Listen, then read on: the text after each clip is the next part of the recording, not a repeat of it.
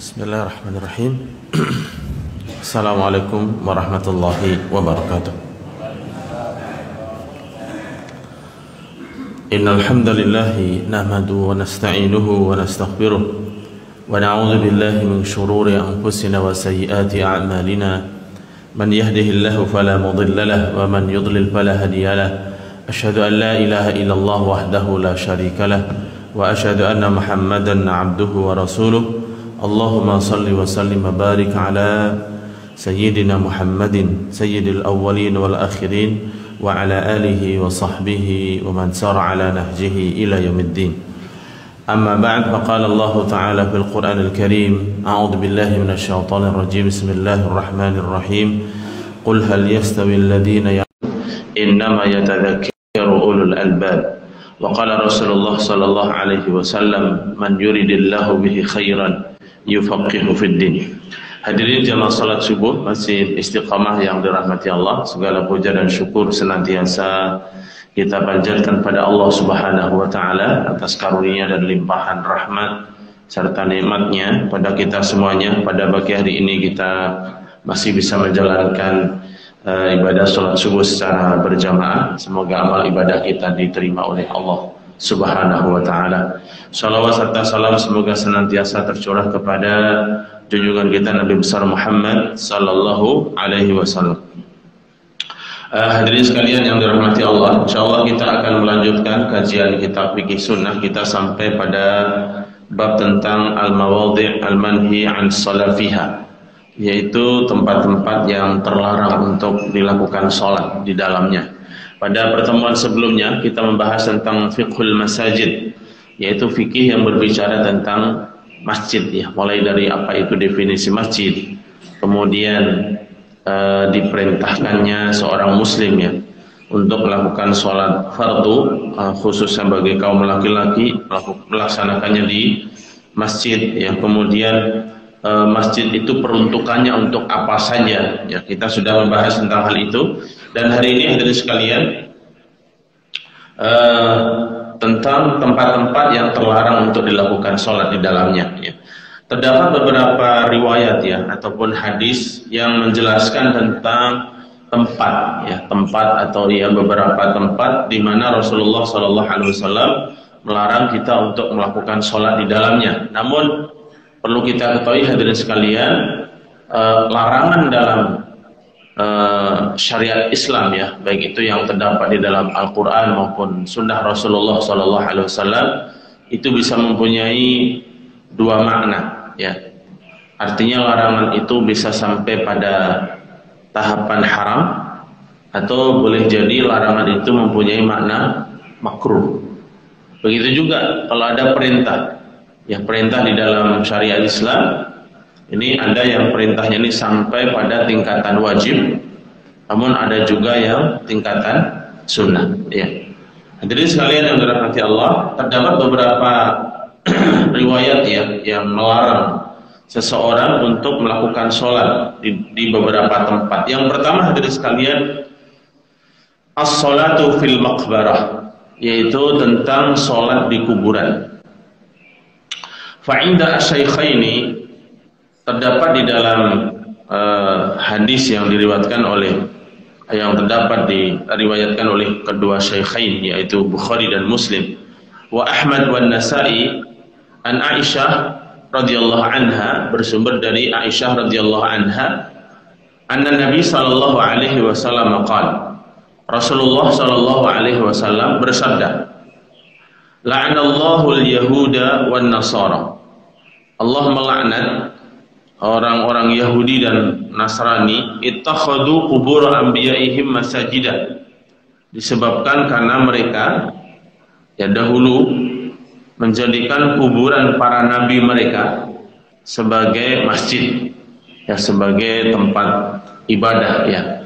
Nah, dalam hadis ini Rasulullah SAW mengungkapkan untuk pengikut Yahudi atau untuk, ya, pengikut Yahudi dan Nasrani, tempat ibadah mereka disebut dengan istilah masjid ini sebagai sebuah ungkapan umum ya, karena tempat ibadah dalam Islam ini dikenal dengan masjid ya. Maka Rasulullah SAW menyebutkan tempat ibadah itu dengan sebutan masajid, meskipun hadirin sekalian dalam bahasa Arab tempat ibadah masing-masing pemeluk agama itu punya istilah sendiri-sendiri, sebagaimana juga dalam bahasa Indonesia ya. Kalau untuk orang-orang Yahudi tempat ibadah mereka disebut dengan bahasa Indonesianya itu apa ya? Sinagog ya. Nah, ini ada bahasa Arabnya juga. Kemudian kalau orang-orang Nasrani ini punya tempat ibadah disebut dengan kanisa ataupun gereja ya. Wa inda Ahmad wa Muslim an Abi Murthid al-Ghanawi anna Nabi sallallahu alaihi wasallam qala, Rasulullah bersabda, la tusallu ilal kubur wa la tajlisu 'alaiha. Janganlah kalian salat menghadap ke kuburan dan jangan duduk di atasnya. Ya, ini sering kita jumpai ya hadirin sekalian. Mungkin di beberapa tempat ada masjid-masjid yang mengarahnya ke arah kuburan ya. Nah, namun kita tidak tahu pasti keberadaan kuburan yang di hadapan masjid itu ada sebelum masjid itu ada ataukah ada setelah adanya masjid ya. Bahkan ada beberapa masjid ya, mungkin di beberapa tempat yang ada kuburan yang masuk di wilayah masjid ya. Sebagaimana juga di Masjid Nabawi juga ada kuburan siapa? Kuburan Rasulullah dan kuburan Abu Bakar dan kuburan Umar. Ini berada di masjid, saat ini berada di masjid, berada di dalam masjid. Kenapa hadirin sekalian? Kalau dahulu kuburan Nabi ini adalah rumah Rasulullah. Ya, rumah Rasulullah. Karena seorang Nabi itu dikubur di mana mereka meninggal dunia. Nah, Rasulullah pernah mengatakan tidak ada seorang Nabi pun yang meninggal kecuali dia dikuburkan di tempat di mana dia meninggal. Cuman para ulama menjelaskan maksud dari ucapan Rasulullah semua Nabi itu dikubur di mana dia meninggal, itu maksudnya di wilayah tersebut atau benar-benar di tempat dia meninggal. Misalnya begini, Rasulullah meninggal di rumah, apakah harus dikubur di rumah ataukah maksud dikubur di tempatnya itu wilayah tersebut? Artinya Rasulullah harus dikubur di Madinah, tidak harus di dalam rumah ya. Tapi realita yang ada hadirin sekalian, Rasulullah dikubur di mana tempat beliau meninggal dunia, yang kemudian sekarang masuk wilayah masjid. Dan ketika Abu Bakar meninggal dunia, meminta izin kepada ya Aisyah supaya dikuburkan. Ketika Umar meninggal juga demikian, meminta izin supaya dikuburkan di samping kuburan Rasulullah dan Abu Bakar. Ya, sehingga ketika kita ke sana hadirin sekalian, berziarah ke Masjid Nabawi dan kemudian juga berziarah ke makam Rasulullah, dianjurkan untuk mengucapkan salam kepada mereka. Assalamualaikum ya Rasulullah, assalamualaikum ya Abu Bakrin, assalamualaikum ya Umar. Ya, kita disunahkan untuk ziarah juga ke Masjid Nabawi dan juga ke Masjidil Haram dan juga ke Masjidil Aqsa. Ini ada satu hadis yang menyebutkan tentang hal itu. Nah, terkait tentang hal ini juga hadirin sekalian, wala tajlisu 'alaiha. Kita dilarang untuk duduk di atas kuburan. Ya, ini biasanya terjadi juga ketika kita mengantarkan jenazah ya, atau memakamkan jenazah. Ini banyak sekali orang-orang yang mungkin duduk-duduk di atas kuburan ya. Ini sebenarnya ada larangannya ya dari sekalian. Cuma nanti kita akan pahami hadis ini apakah larangan tersebut sampai haram ataukah seperti apa. Wa indahu ma'adhan an Jundub bin Abdullah al-Bajali, dan juga terdapat di dalam Bukhari dan Muslim bersumber dari Jundub bin Abdullah al-Bajali qala sami'tu Rasulullah sallallahu alaihi wasallam qabla an yamut bi khamsin yaqul. Aku pernah mendengar Rasulullah sallallahu alaihi wasallam berpesan tentang 5 perkara. Inna man kana qablakum kanu yattakhiduna qubur anbiya'ihim wa salihihim masajida. Sesungguhnya ada orang-orang sebelum kalian, mereka menjadikan kuburan para nabi mereka dan orang-orang soleh mereka sebagai masjid. Ya, ini terjadi pada masa dahulu. Ala fala tattakhidu al-qubur masajidan. Ketahuilah, janganlah kalian menjadikan kuburan itu sebagai masjid. Inni anhaakum an dzalik. Sungguh aku melarang kalian dari hal itu. Ya. Dan juga dari Aisyah radhiyallahu anha, anna Umma Salamah dzakarat li Rasulillah sallallahu alaihi wasallam kanisatan ra'atha bi ardil Habasyah. Pernah suatu ketika Ummu Salamah menyebutkan kepada Rasulullah sallallahu alaihi wasallam tentang satu gereja yang Ummu Salamah melihatnya, gereja tersebut ada di bumi Habasyah. Habasyah ini sekarang Somalia dan Ethiopia. Ya, dulu disebut dengan Habasyah. Yuqalu laha Maria. Gereja tersebut diberi nama Maria. Ya, Maryam. Fadzakarat lahu ma ra'athu fiha min as-suwar. Dan Ummu Salamah menceritakan bagaimana beliau melihat di dalam gereja itu banyak patung-patung. Suwar. Suwar itu artinya sebenarnya gambar, tetapi banyak digunakan untuk menyebutkan istilah patung. Ya, seperti di dalam Al-Qur'an, huwallazi yusawwirukum fil arhami kaifa yasha. Dialah Allah yang menciptakan kalian di dalam rahim-rahim ibu kalian. Maksudnya ciptaan kita manusia atau waktu itu jadi janin, itu kan artinya berbentuk, ya, bukan gambar, bukan lukisan, tetapi bentuk, ya, yang 4 dimensi itu, ya, atau 3 dimensi, ya. Nah, oleh karena itu Ummu Salamah menceritakan ada satu gereja yang pernah beliau lihat di bumi Habasyah yang di dalamnya banyak patung. Faqala sallallahu alaihi wasallam. Maka Rasulullah mengomentari apa yang diceritakan oleh Ummu Salamah ini. Ulaika qaumun idza mata fihimul 'abdus salih aw ar-rajul as-salih. Mereka itu adalah satu kaum yang apabila ada seorang hamba yang saleh atau seorang laki-laki soleh yang mati dari kalangan mereka, banau ala qabrihi masjidan. Mereka membangun di atas kuburan mereka itu sebuah masjid. Wa sawwaru fihi tilka suwar.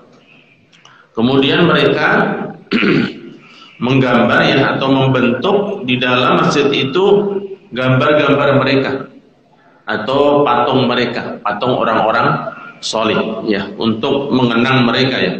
Ulaika syirarul khalqi indallah. Mereka itulah seburuk-buruk makhluk di sisi Allah Subhanahu wa taala. Rawahu Bukhari wa Muslim wa Nasa'i. Hadirin sekalian yang dirahmati Allah, kalau kita berbicara atau membaca sejarah, ya, tentang kenapa orang-orang Arab dahulu itu Tuhannya banyak, ya, Tuhannya berupa patung yang patung besarnya itu ada 3, yaitu Lata, Uzza, dan Manat. Selebihnya ada ratusan patung, dan itu mengelilingi Ka'bah. Dan mereka selain menyembah patung-patung itu, mereka juga melakukan pengorbanan, ya. Sesembahan ini ditunjukkan dalam bentuk yang banyak, tidak selalunya sujud di hadapannya, tetapi juga melakukan kurban, penyembelihan yang diniatkan untuk mereka.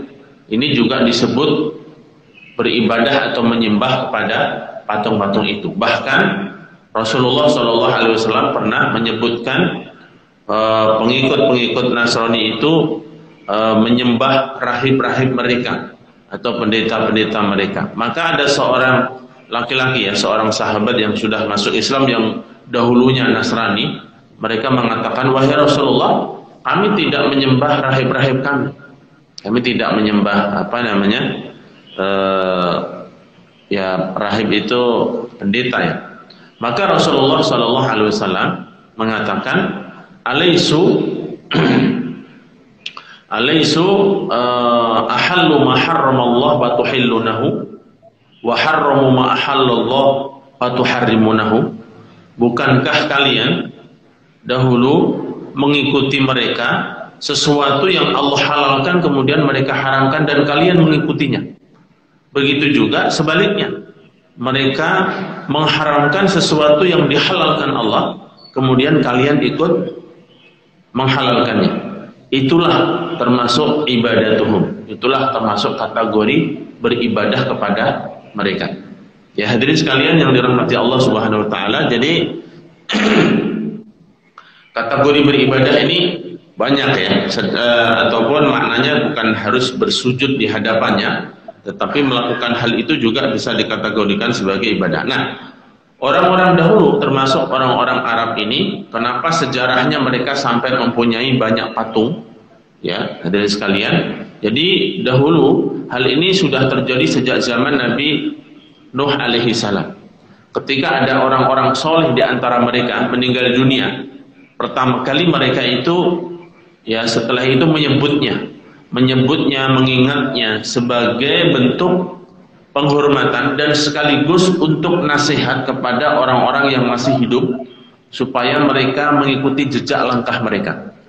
Ya, mengingatkan mereka supaya ini orang-orang soleh, orang-orang baik senantiasa diingatkan di majelis-majelis mereka dan supaya mereka mengikuti jejak langkah mereka. Kemudian yang kedua, fase berikutnya itu tidak cukup hanya disebut namanya saja, tetapi digambar ya supaya lebih mengingatkan. Sampai datang generasi berikutnya bukan cukup digambar tetapi dibuatkan patungnya. Ya, itu semuanya niatnya sama, yaitu untuk mengingat mereka dan memotivasi kepada orang-orang yang hidup setelahnya agar soleh seperti mereka. Sampai pada datang masa generasi berikutnya yang salah paham. Mereka memahami patung-patung itu untuk disembah dan diibadahi. Maka sampailah terjadi sejarah penyembahan kepada para patung-patung itu. Nah, hadirin sekalian, oleh karena itu Rasulullah menyebutkan di sini ulaika syirarul khalqi indallah. Mereka itu adalah seburuk-buruk makhluk di sisi Allah Subhanahu wa taala. Rawahul Bukhari wa Muslim. Hadis ini diriwayatkan oleh Imam Bukhari dan Muslim. Dan juga dari Ummu Salamah annahu qala la'ana annahu sallallahu alaihi wasallam qala la'anallahu az-za'iratil qubur wal muttakhidina 'alaiha al-masajid was-siraj. Allah Subhanahu wa taala melaknati zairat. Zairat ini wanita-wanita yang berziarah. Al-qubur wal mutakhidina 'alaiha, dan orang-orang yang menjadikan kuburan mereka itu al-masajid, menjadikan di atas kuburan itu masjid was-siraj, dan menerangi kuburan itu. Hadirin sekalian yang dirahmati Allah, memang ini ada alasannya ya. Dahulu ya, wanita ini kan biasanya kalau ditinggal mati oleh kerabatnya ataupun orang yang dekat dengannya, misalnya suami atau anaknya atau orang tuanya, ini biasanya lebih emosional ya dibandingkan laki-laki. Maksudnya lebih tidak bisa menahan emosi, sehingga orang-orang Arab dahulu ini, wanita-wanita ketika mereka mengikuti hal itu banyak yang melakukan niyahah. Niyahah itu ratapan ya, meratap, meronta, bahkan sampai mereka itu menyobek pakaian mereka sebagai ungkapan ekspresi mereka sedih atas kematian orang yang dekat dengannya. Nah, ini dilarang hadirin sekalian. Niyahah ini dilarang ya. Bahkan terdapat satu hadis, innal mayyit la yu'adzabu bi bukai ahlihi.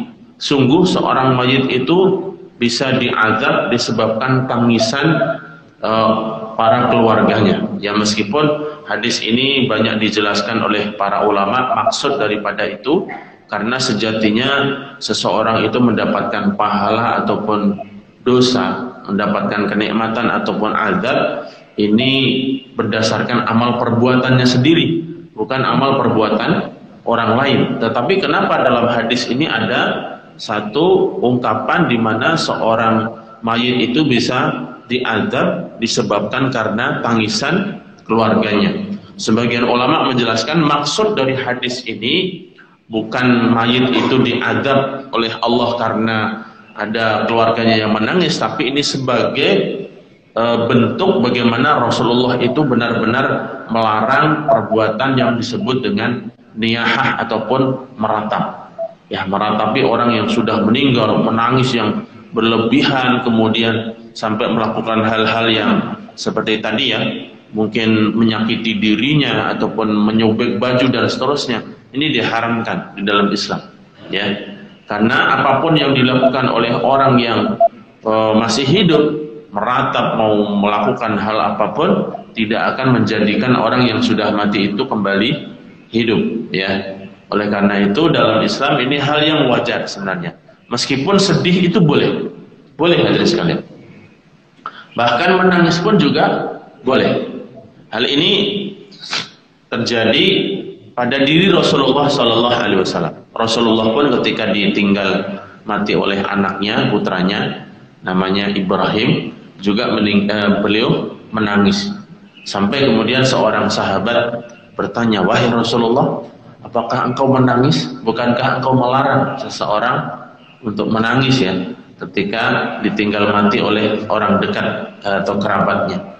Maka Rasulullah mengatakan, sesungguhnya setiap mata itu diciptakan air di dalamnya, ya, yang dia bisa keluar setiap saat ya, ada momen-momen ya. Yang dilarang itu adalah apanya? Meratapnya, ya, meratap yang berlebihan. Adapun rasa sedih dan seterusnya itu hal yang wajar, ya hadirin sekalian.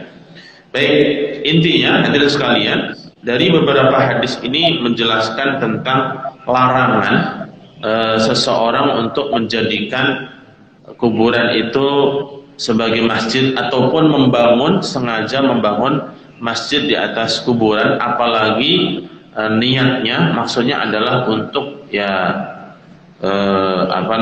beribadah kepada orang yang sudah meninggal.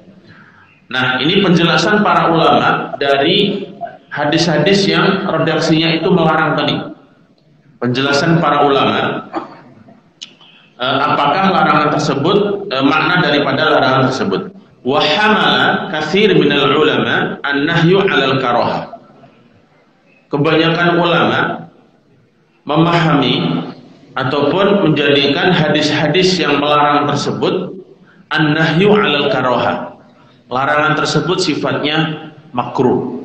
Ya, jadi dilarang seseorang membangun bangunan ataupun masjid di atas kuburan ataupun sholat menghadap kuburan. Larangan ini sifatnya adalah makruh. Ya, kebanyakan ulama memahami hadis itu demikian. Sawa'un kanat al-maqbarah amamal musalli am khalfahu. Baik kuburan tersebut berada di hadapan masjid ataupun di belakang masjid. Maksudnya apakah orang tersebut sholatnya itu menghadap ke arah masjid ataukah kuburan tersebut berada di belakang masjid. Intinya dilarang untuk sholat di wilayah kubur. Ya, nah ini hukumnya sekali lagi para ulama menyebutnya sebagai larangan yang sifatnya makruh. Wa 'inda dhahiriyah, adapun ulama-ulama dhahiriyah, ulama dhahiriyah ini mungkin pernah kita kenal ya hadirin sekalian, yang madhabnya ataupun imamnya itu adalah Abu Dawud Al-Dhahiri. Dahulu Abu Dawud Al-Dhahiri ini seorang yang bermazhab Syafi'i, kemudian beliau beralih punya mazhab sendiri yang disebut dengan mazhab Dhahiri. Namanya Dhahiri itu zahir ya. Dhahiri itu lahiriah. Mereka kebanyakan memahami teks-teks syariat, memahami Al-Quran, teks Al-Quran maupun hadis ini secara lahiriah makna saja, secara makna lahiriahnya. Saya kasih contoh hadirin sekalian. Saya kasih contoh hadis tentang larangan melewati orang yang sedang sholat. Ya hadirin sekalian. Idza marra baina yaday al-musalli famna'hu. Jika kalian sholat dan akan dilewati orang di depan kalian, maka cegahlah. Ya, kita tidak boleh hadirin sekalian lewat di depan orang yang sedang sholat. Maksudnya baina yaday di sini hadirin sekalian adalah benar-benar melewati di hadapan orang sholat. Apa batas hadapan ini hadirin sekalian? Batasnya adalah sampai tempat dia sujud. Ya kalau orangnya sholat belakang sana lewat sini ya itu bukan di hadapannya. Oleh karena itu dianjurkan untuk ketika sholat itu ada batasan antara dia dengan tempat sujudnya. Nanti ada hadis-hadis tentang hal itu. Hadis ini bunyinya, jika kalian sholat dan ada orang yang lewat di hadapan kalian, maka cegahlah. Fa'in aba, jika dia tidak mau ditahan, faqatilhu. Bunyi hadisnya itu faqatilhu, perangilah. Perangilah itu bisa bermakna bunuhlah. Maka ulama-ulama zahiriyah itu memahami hadis ini. Jika ada orang sholat, kemudian ada orang yang lewat di depannya dan kemudian dipukul yang sampai mati misalnya, itu bukan termasuk perbuatan kriminal karena ini perintah hadis. Ini contoh memahami hadis yang secara letterlock ya, ataupun lettergic secara zahiriyah. Kalau itu dipraktekkan ya, semua orang punya pemahaman seperti itu, mungkin banyak orang bergelimpangan di masjid ya hadirin sekalian. Oleh karena itu tentunya baik orang yang sholat maupun orang yang di luar sholat ini memahami tentang fikih bagaimana tidak boleh kita melewati orang yang sedang sholat, dan orang yang sedang sholat pun dianjurkan untuk di hadapannya itu ada namanya sutroh ya. Setelah ini ada beberapa hadis yang membicarakan tentang hal itu ya. Jadi ulama zahiriyah apa pendapat mereka terhadap hadis-hadis yang melarang tentang sholat membangun masjid di atas kuburan atau sholat di atas kubur ini? Beliau memahami an-nahyu mahmulun 'ala tahrim. Larangan dalam hadis itu mempunyai makna haram. Artinya seseorang diharamkan untuk sholat di kuburan. Wa anna sholat fil maqbarah batilatun. Menurut ulama zahiriyah, sholat di kuburan ini batil, tidak sah. Wa indal Hanabilah, dan menurut ulama-ulama Hambali, kadzalik, seperti itu juga, seperti pendapatnya Zahiriyah. Idza kana tahtawi ala salasati qubur fa aktsar. Jika kuburan tersebut terdiri dari lebih 3 kuburan. Oleh karena itu di Masjid Nabawi itu berapa kubur? 3 saja, sehingga tidak masuk kategori diharamkan. Ini menurut ulama Hambali. Karena kita tahu hadirin sekalian, madhab pemerintah atau masyarakat Saudi ini adalah madhabnya Hambali. Dahulu Maliki hadirin sekalian, tapi kemudian berubah ya. Meskipun ya mungkin tidak semuanya bermadhab Hambali ya. Amma ma fiha qabrun aw qabrani fa sholatu fiha sahihah ma'al karah. Adapun jika di kuburan itu hanya terdiri dari 2 kubur saja ya, 1 kuburan atau 2 kuburan, maka sholat di dalamnya tetap sah ma'al karohah kata ulama Hanabilah, tapi ada makruhnya. Idza istaqbala al-qabr wa illa fala karahata. Itu pun jika sholatnya menghadap ke kuburan tersebut. Kalau sholatnya tidak menghadap kuburan, misalnya posisi kuburnya ada di belakang masjidnya atau di belakang dia menghadap sholat, ya maka hal itu tidak makruh. Ya, ini menurut ulama Hambali. Ya, jadi mayoritas ulama menganggap atau memahami hadis larangan tersebut sebagai perbuatan makruh. Yang kedua, ulama Zahiriyah memahaminya sebagai haram dan sholat di dalamnya batil. Dan ulama Hambali tadi ada penjelasan agak detail ya, diperinci. Nah hadirin sekalian yang dirahmati Allah Subhanahu wa ta'ala, tentu maksud dari hadis ini adalah sengaja menjadikan kuburan itu untuk sholat ya, sholat misalnya sholat fardu 5 kali dan seterusnya, sholatnya senantiasa di kuburan ya. Adapun seseorang sholat jenazah di kuburan itu dibolehkan ya. Ini mungkin sudah pernah kita sampaikan hadis ya. Pernah suatu ketika Rasulullah SAW masuk ke Baqi. Ya kalau boleh kita bilang ziarah ke Baqi ya. Baqi itu nama kuburan yang ada di dekat Masjid Nabawi. Kemudian Rasulullah SAW melihat ada kuburan baru. Rasulullah pun bertanya kepada para sahabat, kuburan siapa ini? Maka sahabat menjelaskan ini fulana, seorang wanita. Ternyata Rasulullah mengenali wanita itu. Maka Rasulullah kemudian langsung takbir 4 kali. Dan para sahabat pun juga memposisikan diri, membentuk shaf ya, barisan untuk sholat di belakang Rasulullah. Ya, karena Rasulullah belum sempat mensolatkan wanita tersebut. Kemudian Rasulullah mengatakan, kenapa engkau tidak memberitahuku ketika wanita ini meninggal dunia? Disebutkan dalam riwayat itu, wahai Rasulullah, ketika wanita itu meninggal dan kita akan mensolatkannya, kami menjumpai engkau waktu itu sedang qailulah. Qailulah itu apa? Tidur siang ya. Tidur siang sebelum zuhur, itu namanya qailulah ya. Jadi itu sebagian ulama mengatakan dianjurkan atau disunnahkan ya. Mungkin kalau kita nggak qailulah ya, dari pagi sampai siang hadirin sekalian ya, bukan qailulah itu ya, namanya kebluk ya. Nah, kemudian Rasulullah sholat. Ini juga menjadi dasar adanya sholat gaib ya, ketika jenazahnya sudah tidak ada ya. Hadirin sekalian yang dirahmati Allah, nah itu dibolehkan ya, seseorang yang tidak sempat ataupun terlewatkan, belum sempat sholat jenazah dan jenazahnya sudah dikuburkan, kita boleh sholat di kuburnya ya. Kalau ini tadi adalah maksudnya karena dikhawatirkan seseorang sholat menghadap kuburan dan kemudian niatnya salah, seolah-olah nyembahnya ya ataupun ibadahnya itu untuk orang-orang soleh yang ada di dalamnya. Tentu hal ini dilarang ketika niatnya salah seperti itu ya, tentu ini dilarang. Baik, ini yang pertama tentang hukum sholat di kuburan dengan segala rincian yang ada di dalamnya. Kemudian yang kedua, hadirin sekalian, as-sholatu fil kanisah wal bi'ah.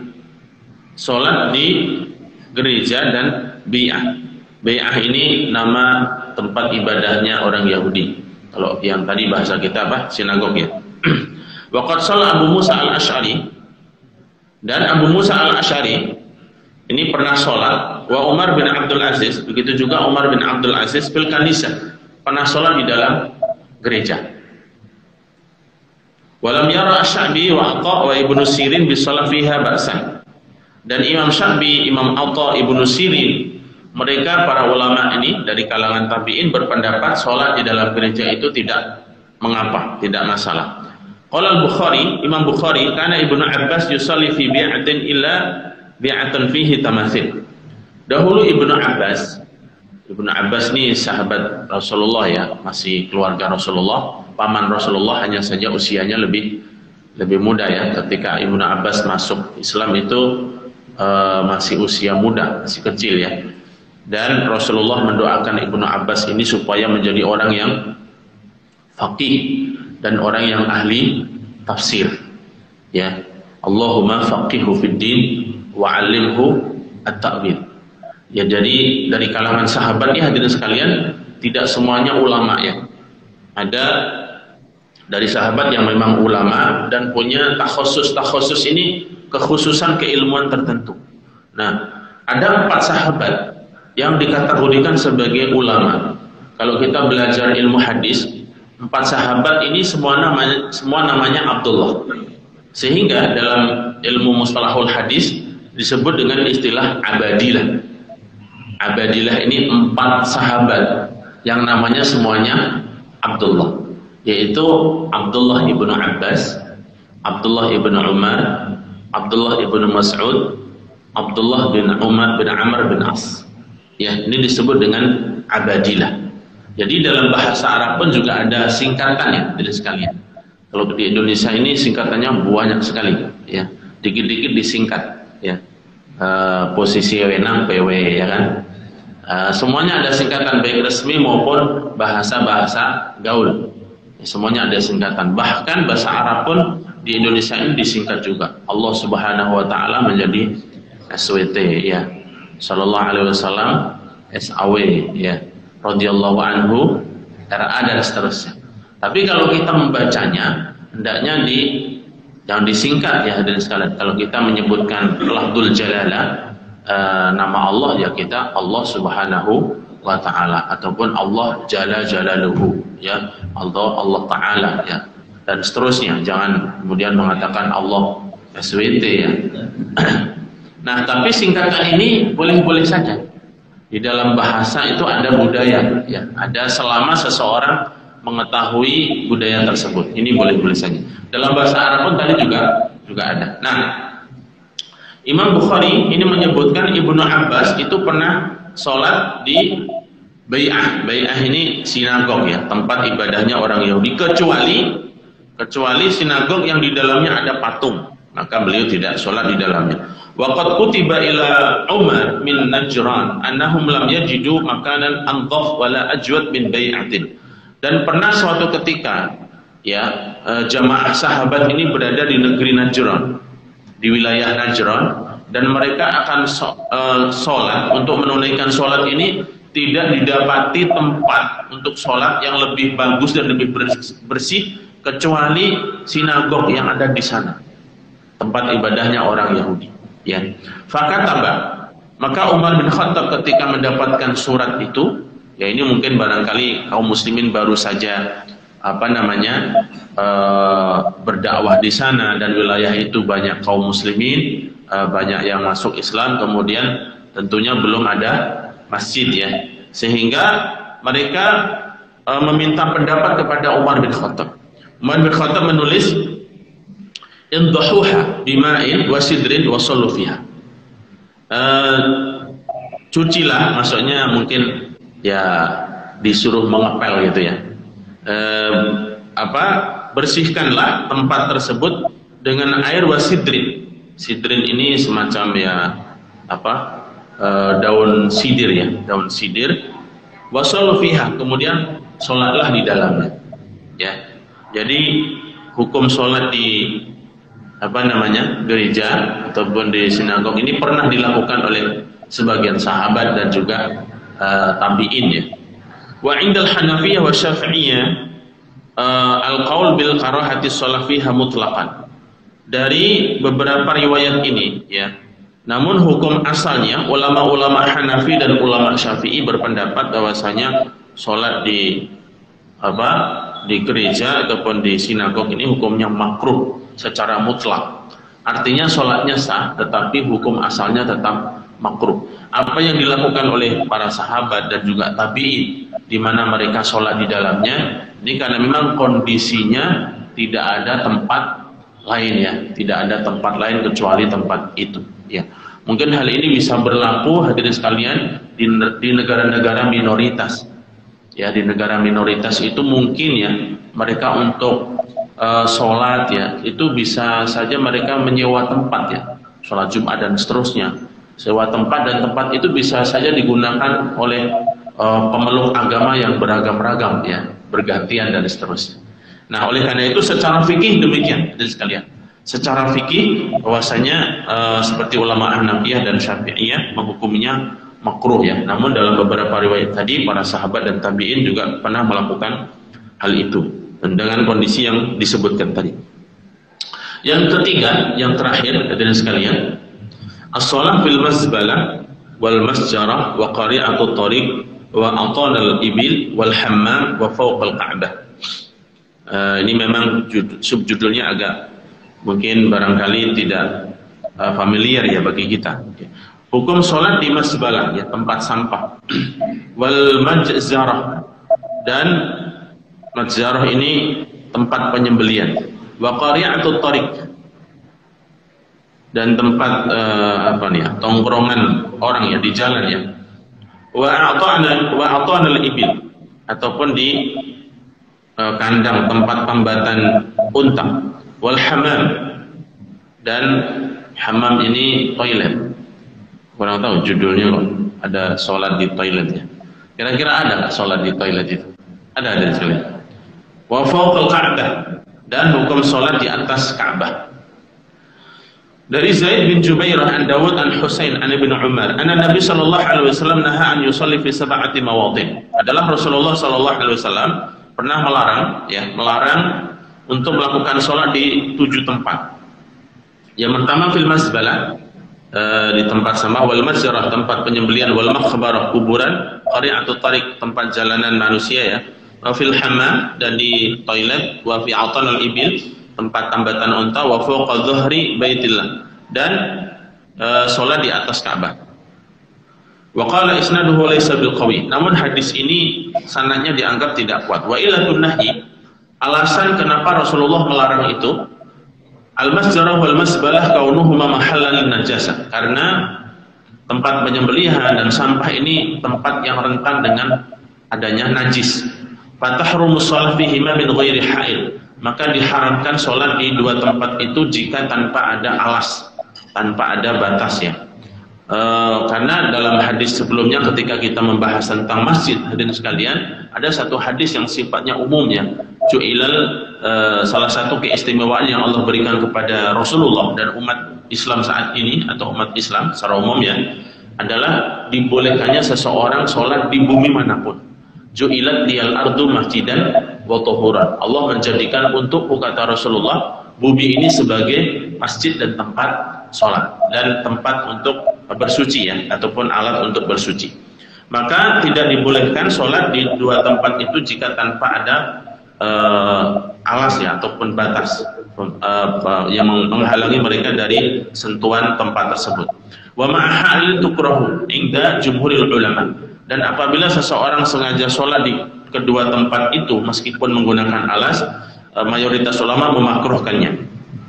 Wa tahrum inda Ahmad wa ahli dhahir, dan haram menurut Imam Ahmad dan ulama Zahiriyah.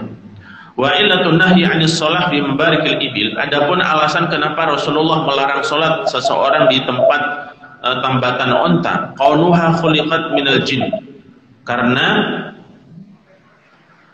tempat unta itu, karena tempat tersebut digunakan atau banyak digunakan bangsa jin. Wa qila ghairu dzalik, atau ada alasan lain ya. Wa hukmu shalah fi mabarikil ibil kal hukmi fi sabiqihi, dan hukum sholat di tempat tambatan unta ini hukumnya sama dengan 2 tempat yang dijelaskan tadi ya. Menurut mayoritas ulama makruh, tapi menurut ulama Hanabilah dan Zahiriyah diharamkan. Wa illatun nahyi 'anis shalah fi qari'atit tariq ma yaqa'u fihi adatan min mururin nas, dan larangan sholat seseorang di jalanan orang ya karena tempat untuk berlalu lalang manusia. Wa kathratul laghti syaghilil qalbi, dan orang yang sholat di tempat keramaian itu tentu yang membuat sholatnya tidak khusyuk ya. Wal muaddi ila dhahabil khusyuk. Wa amma fi dhahril Ka'bah, adapun larangan sholat di atas Ka'bah, wali annal musalli fi hadhil halah yakunu musalliyan 'alal bait la ilaihi, karena orang yang sholat di atas Ka'bah ini berarti sholat di atasnya, bukan sholat menghadapnya. Sementara dalam syariat Islam, perintah untuk kita menghadap kiblat, sholat itu adalah menghadap ke kiblat, bukan membawai kiblat ya. Wa huwa khilaful amr, walidzalika yarul katsir ada musihhatis shalah fawqal Ka'bah. Oleh karena itu kebanyakan ulama menjelaskan tidak sah orang sholat di atas Ka'bah, maksudnya di atas bangunan Ka'bah ya. Khilafun lil Hanafiyah al-qailin bil jawaz ma'al karahah. Namun ulama-ulama Hanafiyah menjelaskan bahwasanya hukumnya makruh ya, makruh tapi tetap sah sholatnya. Lima fihi min tarki ta'zim, alasannya karena seseorang sholat di atas Ka'bah ini sepertinya tidak ada ta'zimnya, tidak menghormati ataupun tidak mensucikan tempat tersebut. Wa amal karahah fil hammam, adapun makruhnya sholat di toilet ini, faqila li annahu mahallun najasah, karena tempat tersebut tentu tempat yang rentan untuk adanya najis. Wal qaulu bil karahah qaulul jumhur idza intafat an najasah, dan makruhnya sholat di toilet ini menurut mayoritas ulama jika dipastikan toilet itu bersih ataupun tidak ada najisnya, maka hukumnya tetap makruh ya. Wa qala Ahmad wa Zahiriyah, mungkin maksud hammam di dalam fikih ini bukan tempat untuk buang hajat ya hadirin sekalian, tetapi tempat mandi ya, tempat mandi. Wa qala Ahmad wa Zahiriyah wa Abu Thawr la tasihhu shalah fiha. Imam Ahmad dan Al-Zahiriyah berpandangan bahwasanya tidak sah sholat di dalam hamam ya, ataupun toilet kamar mandi ya. As-sholatu fil Ka'bah, adapun sholat di dalam Ka'bah. Kalau tadi di atas Ka'bah, kalau ini sholat di dalam Ka'bah ya. Biasanya ada beberapa orang yang diberikan kesempatan untuk masuk ke dalam Ka'bah ya. Jadi biasanya orang-orang yang punya jabatan ya, tamu negara itu biasanya dipersilahkan masuk di dalam Ka'bah. Kalau kita jamaah biasa, jangankan masuk Ka'bah ya, mendekati untuk nyium Hajar Aswad aja mungkin ya terpental-pental ya, usir-usir. Karena memang untuk kemaslahatan juga ada di sekalian. Kadang orang untuk mencium Hajar Aswad itu sampai rela menyakiti jamaah yang lain. Ya, saking semangatnya begitu. Bahkan ada yang sikut kanan kiri, dan saya pernah melihat itu hadirin sekalian, ada orang yang sampai berdarah. Ya mungkin kesenggol sikut orang lain ya. Ya ataupun ya ketinju ataupun apa. As-shalat fil Ka'bah sahihah. Adapun salat di dalam Ka'bah, di dalam bangunan Ka'bah itu hukumnya sah. La farqa bainal fardhi wan nafli. Tidak ada beda apakah itu salat wajib ataupun salat sunnah. Ma'ani Ibnu Umar qala, dari Ibnu Umar berkata, dakhala Rasulullah sallallahu alaihi wasallam al-bait huwa wa Usamah bin Zaid. Rasulullah pernah masuk ke dalam Ka'bah bersama Usamah bin Zaid, wa Bilal, wa Uthman bin Talha. Masuk ke dalam Ka'bah bersamanya ada Bilal, Usamah bin Zaid dan Uthman bin Talha. Fa aghlaqu alaihimul bab. Kemudian Rasulullah menutup pintu Ka'bah. Falamma fatahu kuntu awwalu man walija falaqaitu Bilalan. Maka ketika pintunya itu dibuka, kata Ibnu Umar, aku adalah orang pertama kali yang masuk dan bertemu dengan Bilal. Kemudian aku bertanya kepadanya, hal sholat Rasulullah, apakah Rasulullah sholat di dalam Ka'bah? Qala na'am baina al-amudain al-yamaniyin, yaitu sholat berada di antara dua tiang yang menghadap ke arah Yaman. Jadi sekalian, pojok-pojok Ka'bah itu yang satu pojok Hajar Aswad, sebelah kirinya itu ada rukun Yamani. Maksudnya rukun itu pojok ya, dan sekalian. Rukun Yamani itu corner, pojok. Makanya kalau tendangan dari sudut itu namanya tendangan pojok ya, tendangan sudut ya. Nah, kemudian ada rukun Syami, rukun yang mengarah ke negeri Syam ataupun daerah Syria, Jordan, dan ada rukun Iraqi, rukun Iraqi yang menghadap ke lurus ke negeri daerah Irak ya, ada 4 sudut itu. Nah, Rasulullah sholat di dalamnya dan berada di antara dua tiang. Tentu kalau sholat di dalam Ka'bah kan menghadap kemana saja, sebagaimana orang yang sholat di Masjidil Haram itu kan berhadapan, mengelilingi Ka'bah. Ya, jadi jangan selalu berpikir sholat itu menghadap ke barat, menghadap ke kiblat ya, ke Ka'bah, bukan ke barat. Barat ini kebetulan karena kita berada di timurnya Jazirah Arab atau timurnya Ka'bah, sehingga kita menghadapnya ke barat. Ya, jadi sholat di dalamnya itu sah, meskipun ada sebagian ulama yang mengatakan sholat Rasulullah ini adalah sholat sunnah, sehingga sahnya hanya untuk sholat sunnah saja. Hadirin sekalian yang dirahmati Allah Subhanahu wa taala, itu beberapa hadis yang menjelaskan tentang tempat-tempat yang dimana kita dilarang untuk melakukan sholat di dalamnya. Namun larangan tersebut apakah haram atau makruh atau seperti apa sudah dijelaskan sebagaimana para ulama tadi ya. Insyaallah untuk kajian berikutnya kita akan membahas tentang as-sutratu amamal mushall, yaitu hukum sutroh. Sutroh ini batasan antara orang yang sholat dengan tempat sujud ya. Ini ada beberapa hadis dalamnya sebagai lanjutan dari bab tersebut. Demikian kajian kita pada pagi hari ini, hadirin sekalian. Semoga memberikan tambahan wawasan kepada kita terkait bab fikih ya. Aku qouli hadza, astaghfirullahal azim, sallallahu ala nabiyina Muhammadin wa ala alihi wa sahbihi wasallam, walhamdulillahirabbil alamin.